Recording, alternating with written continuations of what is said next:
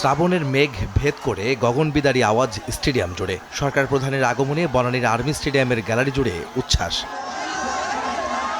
নতুন করে স্পোর্টস 2025-26-এর সমাপনী ও পুরস্কার বিতরণী অনুষ্ঠানে যোগ দিয়ে ক্ষুদে শিক্ষার্থী এবং প্রতিযোগীদের সঙ্গে শুভেচ্ছা বিনিময় করেন প্রধানমন্ত্রী তারেক রহমান।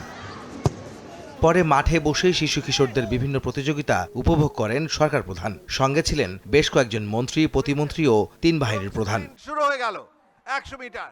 প্রধান অতিথির বক্তব্যে সরকার প্রধান বলেন, শিশু কিশোররা আগামীর ভবিষ্যৎ। তারা নিজেদের সঠিকভাবে তৈরি করতে পারলে দেশ এগিয়ে যাবে। যারা প্যান্ডেলের নিচে বসে আছে, যারা গ্যালারিতে বসে আছে, তারা হচ্ছে বাংলাদেশের ভবিষ্যৎ। তুমি যত শক্তভাবে নিজেকে গড়ে তুলতে পারবে, তুমি তোমার বাংলাদেশকে তত সুন্দরভাবে গড়ে তুলতে পারবে।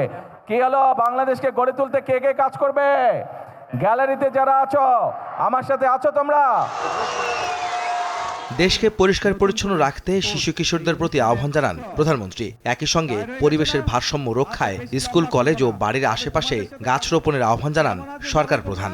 আমি তোমাদের সকলের কাছে যে সাহায্যটি চাই, তোমরা নিশ্চয়ই দেখেছো রাস্তা দিয়ে হেঁটে যাওয়ার সময় তোমার বাসার আশেপাশে অনেকে বিভিন্ন রকম ময়লা ফেলে যায়, বিভিন্ন রকম প্লাস্টিকের বোতল ফেলে যায়। এখন থেকে যদি এরকম কোনো দৃশ্য তোমাদের চোখে পড়ে, প্লিজ তোমরা তাকে বারণ করবে।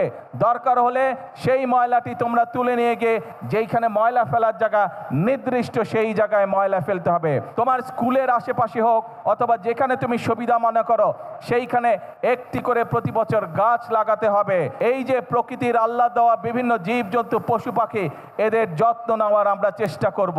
লেখাপড়ার পাশাপাশি খেলাধুলা ও সংস্কৃতি চর্চা বাড়াতে পরামর্শ দেন প্রধানমন্ত্রী। দেশ ছাড়িয়ে আন্তর্জাতিক অঙ্গনেও শিশু কিশোরদের অবদান রাখতে আহ্বান জানান তারেক রহমান। সঠিকভাবে তোমাদেরকে গড়ে তুলতে হবে।